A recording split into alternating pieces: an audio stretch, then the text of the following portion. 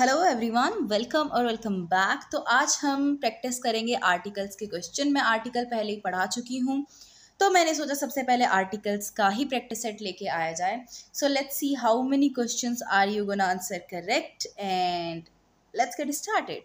So the first question is, they usually spend their holidays in dash mountains. First of all usually use हो रहा है। Usually मतलब वो like often करते हैं ये चीज़। तो मतलब जहाँ जिन माउंटेन्स में वो बिताते हैं, जिस जगह पे बिताते हैं, उसके बारे में पता है लिसनर को भी और स्पीकर को भी। यूजुअली जो वर्ड है वो यहाँ पे की है। अब जब पता है, सबसे पहले माउंटेन्स है, देखो प्लूरल फॉर्म यूज करी गई है, तो ए और एन तो यूज नहीं होना। और अगर यूजुअली यूज करा है तो माउंटेन्स, जिस माउंटेन्स की बात हो रही है उसके बारे में पता है। So that's why we are gonna use the and, not a, neither an, और नो आर्टिकल भी नहीं होगा answer. Okay, so let's move to the second question. और हाँ, एक बात और, अगर कुछ भी डाउट रह जाए तो you can always pin in the comment section और ऑन माई टेलीग्राम चैनल। मैं क्लियर कर दूंगी उसको नेक्स्ट वीडियो में। Okay, so the second question is, I love living in this dash city. देखो ये क्वेश्चन में जो दिस दिया गया है वो डिटरमाइन कर दे रहा है सिटी को। कौन सी सिटी? ये सिटी, मतलब दिस सिटी। तो फिर आर्टिकल यूज होना सेंसलेस बात है, आर्टिकल यूज नहीं होगा क्योंकि वो भी डिटरमाइन करने के लिए ही यूज होते हैं। तो इन दिस सिटी होगा ओनली और आर्टिकल कोई यूज नहीं होगा। Okay, let's move to third question now. I have been waiting for dash long time. ये सबको पता होगा, ये एक फ्रेज है, for a long time, for a very long time। ये यूज होती है, एंड इसलिए यूज नहीं हुआ बिकॉज लॉन्ग में जो साउंड है वो कॉन्सोनेंट साउंड है। और for the long time sense नहीं देता क्योंकि उस टाइम को रेफर नहीं करा गया है, उस टाइम को पर्टिकुलर नहीं बनाया गया है, एक्सप्लेन नहीं करा गया है। Okay, so for a long time एक सही फ्रेज है, so A is the correct answer. Okay, now the fourth question that we have is, he eats a lot of dash meat. वो बहुत ज़्यादा मीट खाता है। फर्स्ट ऑफ ऑल कोई explanation नहीं है मीट की कि भाई उसकी मम्मी के हाथ की बनाई हुई खाता है या कौन सी मीट खाता है या कहाँ से लाई हुई खाता, कोई एक्सप्लेनेशन नहीं। ओके, सो दा का तो आने का मतलब नहीं है। अब अ मीट, मीट अनकाउंटेबल नाउन होता है, ठीक है, आप मीट को काउंट नहीं कर सकते, तो ए एन वैसे ही कट जा रहा है, तो यहाँ पे नो आर्टिकल इसका आंसर होगा। He eats a lot of meat. ठीक है। Now fifth question that we have here is, let's go to dash. अब जब let's go to beach की बात हो रही है तो अगेन बीच के लिए हम दा यूज करेंगे, let's go to the beach. Okay.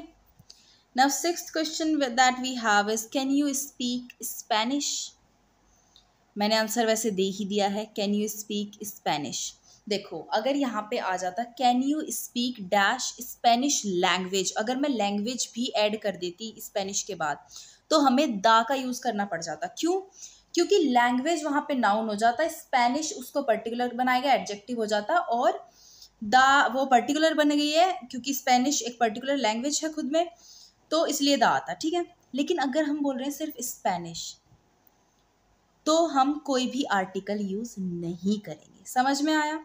अगर मैं स्पेनिश लैंग्वेज लिखती तो we would be saying can you speak the Spanish language, लेकिन अगर लैंग्वेज नहीं लिखा हुआ है then we will simply say can you speak Spanish. ठीक है। Now seventh question that we have is, she wants to become engineer.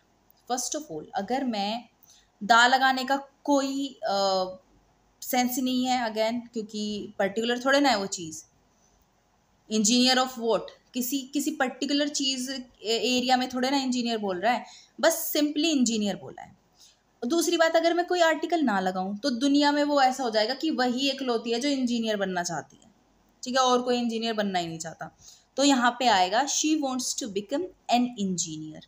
An क्यों आया, ए क्यों नहीं आया? अगेन इंजीनियर में जो साउंड आ रही है वो वोवल साउंड आ रही है, ना कि कॉन्सोनेंट, इसलिए हम एन यूज करेंगे ना कि ए। ठीक है। Then eighth question that we have is, I saw one eyed, मतलब डैश वन आइट पर्सन।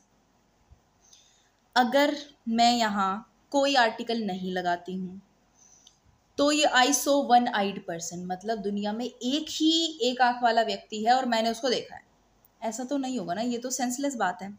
अगर मैं बोलूँ I saw the one eyed person, वो भी नहीं होगा, क्योंकि अगर मैंने द वन आइड पर्सन बोला तो मेरे को आगे एक्सप्लेन करना पड़ेगा। ठीक है, देखो अगर मैं इसको बना देती क्वेश्चन को, I saw dash one eyed person who you were talking about, मतलब मैंने वो एक आंख वाला व्यक्ति देखा जिसके बारे में तुम बात कर रहे थे, तो मैंने यहाँ उसको पर्टिकुलर बना दिया, उसको एक्सप्लेन कर दिया, तो तब मैं द यूज करती। लेकिन अभी आई सो अ वन आइड पर्सन, ना कि द एन, मतलब ये यूज नहीं होगा। एन क्यों नहीं यूज होगा, क्योंकि जो वन है उसमें कॉन्सोनेंट साउंड आ रही है। जिसने मेरी आर्टिकल्स की क्लास नहीं देखी है जाके देख ले, अगर समझ नहीं आ रहा है तो आ जाएगा। ठीक है, अब आते हैं नेक्स्ट क्वेश्चन पे। माई सिस्टर विल कम इन, ये तो सबको पता होगा, फ्रेज है इन अ डे और टू। देखो ये फ्रेज भी ना, अगर मैं बोलूँ इन द डे और टू, भाई पर्टिकुलर बनाओ। जब तुम्हें किसी चीज़ का पता ही नहीं है तो तुम डेफिनेट कैसे बनाओगे उसको, मेरे को ये बताओ। एक दो दिन में आ जाएगी, एक दो दिन में मतलब तुम्हें भी नहीं पता है, तो मतलब वो चीज़ इनडेफिनिट है, तो वहाँ पे डेफिनेट आर्टिकल का यूज होना सेंसलेस। डेफिनेट आर्टिकल होता है द, और ए एन होता है इनडेफिनिट आर्टिकल। ठीक है, अब अगर एन लिखूं, एन का कोई सेंस नहीं बैठता अगेन, डे क्योंकि कॉन्सोनेंट साउंड से शुरू होता है, तो यहाँ हम यूज करेंगे इन अ डे और टू। ठीक है, मतलब एक दो दिन में। 10th and the last question that we have today is spring is dash best season of dash year। देखो जब हम सुपरलेटिव डिग्री यूज करते हैं ना, तो वो खुद में पर्टिकुलर हो जाती है। She is the best student, मतलब बेस्ट है, मतलब वो पर्टिकुलर, अगर वो बेस्ट है तो वो यूनिक है, वो पर्टिकुलर बनना ही बनना है उसको, तो वहां पे अगर पर्टिकुलर बन गया तो दा आएगा। अब ए और सी में है फर्स्ट ऑप्शन में दा, अगर एक में ही होता तो हमारा वो सही हो जाता। ठीक है, मतलब खत्म था फिर कंफ्यूजन, लेकिन दो में आ गया, ए और सी में अब कंफ्यूजन बचता है। अब spring is the best season of the year, हम of the year, of the week, middle of the week ऐसे यूज करते हैं टाइम फ्रेम में दा को। ठीक है, तो यहाँ सही आंसर आएगा of the year. Spring is the best season of the year. Okay, so ये आपके लिए 10 क्वेश्चंस थे। मैं आगे भी आर्टिकल्स की भी लेके आऊंगी प्रैक्टिस सेट, और ये थोड़ा सिंपल था, आगे थोड़े से हार्ड लेके आऊंगी, लाइक लेवल बढ़ाते चलेंगे।